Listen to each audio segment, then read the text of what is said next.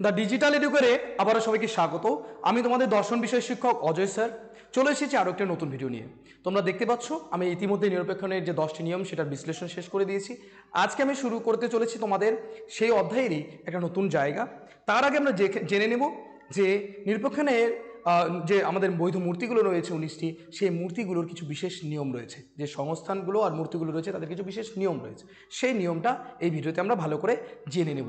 এখান থেকে তোমাদের 19টা প্রশ্ন হতে পারে। কিভাবে হতে পারে একবার দেখে নাও, যদিও মূর্তিগুলো এর আগে আমরা জেনে নিয়েছি, সেগুলো একবার দেখে নাও। ঠিক আছে, চলো দেরি করব না। দেখো সুন্দর করে লেখা রয়েছে নিরপেক্ষণে 4টি সংস্থানের বিশেষ বিশেষ নিয়ম ও বৈধ মূর্তি। 4টা সংস্থানে বিশেষ কিছু নিয়ম রয়েছে এবং বৈধ মূর্তি রয়েছে প্রত্যেকটা সংস্থানে। তো সুন্দর করে আমরা জেনে নেব যে এই যে দুটি আশ্রয় বাক্যের গুণ ও পরিমাণ অনুযায়ী 4টা সংস্থান তৈরি করা হয়েছে এবং 4টা সংস্থানে মোট কয়টা মূর্তি রয়েছে? 19টি মূর্তি রয়েছে। কয়টি বৈধ মূর্তি? 19টি বৈধ মূর্তি আছে। এই প্রথম সংস্থানে রয়েছে বৈধ মূর্তি কয়টি? 4টি। প্রথম সংস্থানে কয়টি? 4টি। কি কি? বারবারা, সিলারেন্ট, ডারিয়াই, ফেরিও। এই 4টা হচ্ছে প্রথম সংস্থানে। তোমাদের এখান থেকে 4টা থেকে 4টা প্রশ্ন আসতে পারে। বারবারা কোন সংস্থানে বৈধ মূর্তি, বা প্রথম সংস্থানে কয়টি বৈধ মূর্তি রয়েছে, এইভাবে কিন্তু প্রশ্ন হতে পারে। তো এই সংস্থানের যে বিশেষ নিয়ম সেটা কি জানো? বলছে প্রধান আশ্রয় বাক্যটি অবশ্যই সামান্য হবে। প্রধান আশ্রয় বাক্যটি কি হবে?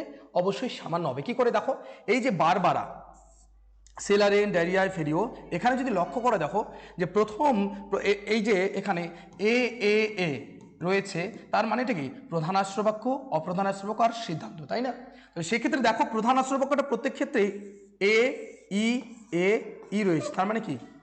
সামান্য বচন হবে। দেখো সামান্য, ঠিক তাই। তাহলে প্রথম সংস্থানে সবসময় কি হবে বলতো? প্রথম সংস্থানে সর্বদাই কিন্তু দেখবে প্রধান আশ্রয় বাক্যটি রয়েছে, সেই প্রধান আশ্রয় বাক্যটি কিন্তু কি থাকবে? প্রধান আশ্রয় বাক্যটি থাকবে হচ্ছে সামান্য বচন। তারপর অপ্রধান আশ্রয় বাক্য, অপ্রধান আশ্রয় বাক্যটা দেখো অবশ্যই সদর্থক হবে। কি হবে? সদর্থক। তাহলে এই ক্ষেত্রে যদি আমরা দেখি, দেখো অপ্রধান আশ্রয় বাক্য এ এ আই আই, তাহলে কি সবটাই কি সদর্থক না? এইগুলোই হচ্ছে কিন্তু বিশেষ নিয়ম, যে প্রথম সংস্থানে প্রধান আশ্রয় বাক্য সর্বদাই সামান্য বচন হবে, আর অপ্রধান আশ্রয় বাক্য সর্বদাই কী হবে বলতো? সদর্থক হবে। এটা কিন্তু তোমাদের মাথায় রাখতে হবে। এটা গেল প্রথম সংস্থান। এবার দ্বিতীয় সংস্থান দেখো। দ্বিতীয় সংস্থানে যদি তোমরা দেখো, দ্বিতীয় সংস্থানেও মূর্তির সংখ্যা রয়েছে 4টি। মূর্তি সংস্থা কয়টি রয়েছে? মূর্তি সংস্থান, মূর্তির সংখ্যা রয়েছে কিন্তু কয়টি? 4টি রয়েছে। তো এখানেও কি রয়েছে? সিজারে, কেমিস্টেস, ফেস্টিনো, বারুকো, এই 4টা মূর্তি রয়েছে। ঠিক আছে, এখানেও আমাদের বিশেষ নিয়ম রয়েছে। বিশেষ নিয়মটা কি দেখো ভালো করে। প্রধান আশ্রয় বাক্যটি অবশ্যই এখানে কি হবে? সামান্য হবে। প্রধান আশ্রয় বাক্যটা কি হবে দেখো? সামান্য। দেখো ই এ ই এ, তাহলে দেখো প্রধান আশ্রয় বাক্যটা কি? সবগুলোতেই সামান্য বচন। ই এ, এটা কি? সামান্য বচন।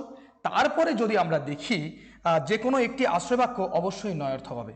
এবার আশ্রয় বাক্যের মধ্যে যে কোনো একটা আশ্রয় বাক্য, প্রধান বা অপ্রধান দুটোর মধ্যে যে কোনো একটাই দেখবে অবশ্যই নয়ার্থক হবে। দেখো এখানে প্রধান আশ্রয় বাক্যটা নয়ার্থক, এখানে অপ্রধান আশ্রয় বাক্য নয়ার্থক, এখানে প্রধান আশ্রয় বাক্য নয়ার্থক, এখানে অপ্রধান আশ্রয় বাক্য নয়ার্থক। সেটাই বলেছে যে প্রধান আশ্রয় বাক্যটা অবশ্যই কি হবে? সামান্য বচন হবে। আর যে কোনো একটি আশ্রয় বাক্য প্রধান বা অপ্রধানের মধ্যে অবশ্যই একটা কি হবে? নয়ার্থক হবে। এটা কিন্তু দ্বিতীয় সংস্থান। কোন সংস্থান?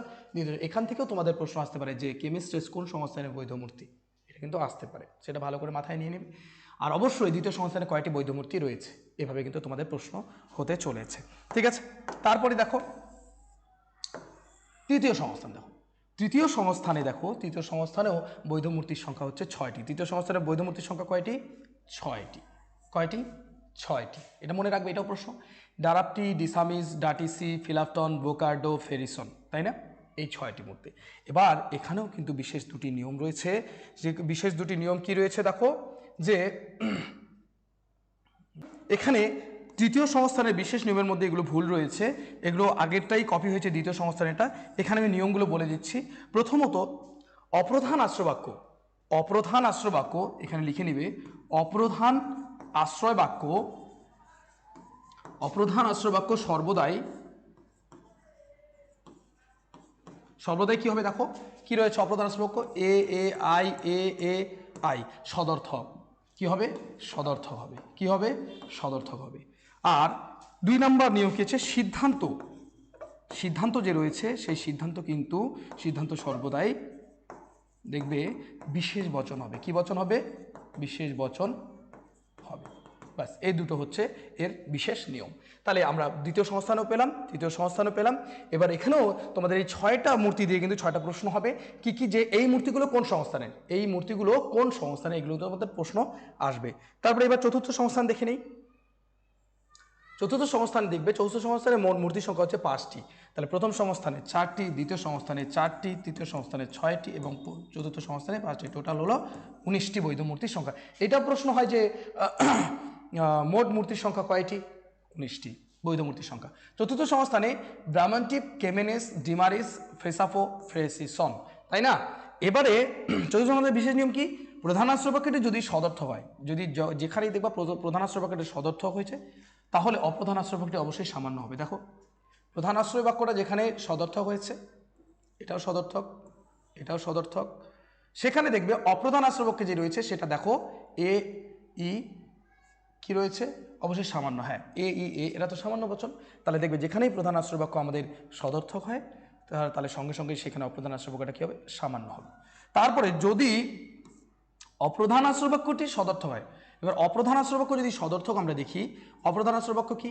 এই যে এটা সদর্থক এ বচন, এটাও সদর্থক এ বচন, এটাও এ বচন, তাহলে সিদ্ধান্তটা অবশ্যই দেখবে বিশেষ বচন হয়েছে। সেই জায়গায় দেখো, হ্যাঁ, অপ্রধান আশ্রয় বাক্য যদি সদর্থক হয় তাহলে সিদ্ধান্তটি অবশ্যই এটাও সদর্থক আছে। দেখো এবার এগুলো বিশেষ বচন আছে, দেখো আছে না, এগুলো কিন্তু বিশেষ বচন আছে। তাহলে এই হচ্ছে কিন্তু আমাদের নিয়ম, যে যদি দেখো যে যদি অপ্রধান আশ্রয় বাক্যটি সদর্থক হয়েছে তাহলে সিদ্ধান্তটা অবশ্যই কী হবে? বিশেষ বচন হয়েছে, দেখো সিদ্ধান্তটা।